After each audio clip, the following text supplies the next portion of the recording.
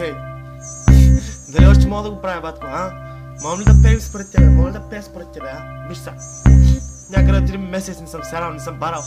Само друз, страхотен вкус. Друз, страхотен вкус. Аре, виж ме. Къмно, виж. Ей.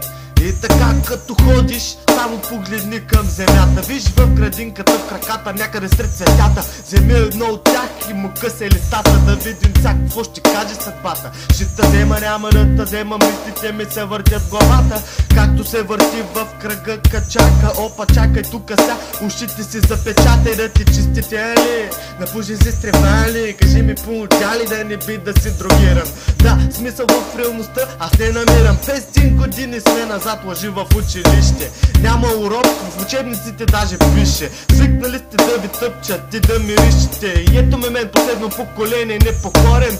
Болен, мразя България, обичам Варна, тука пускам корен. Шкива майката, вески, ма колко съм отворен. По думите ми можеш да съдиш, че съм болен. За да стигна до нас трябва да отключа 3 брави. Дето не се знае дали въобще ще са здрави. Влизам в асансьора, кушката и копчето не борави. И се питам до кога така, кога ще се оправи.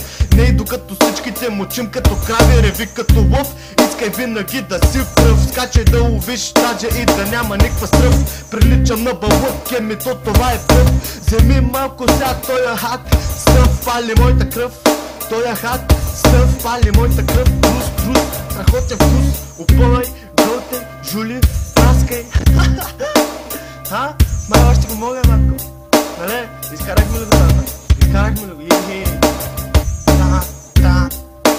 Това е, батко. Много е важно, че вкъщи има човек, който е бил зависим от дрогата. Защото това е изключително голям проблем. И тези цифри, които се дават за зависимостта от дрогата в обществото, са крайно принизени. Хората буквално си държат вече коката на бюрото. От тук нататък по-важно е другото. Как човек, който е бил зависим от дрогата, се опитва да се влее отново в обществото и как го приема в обществото.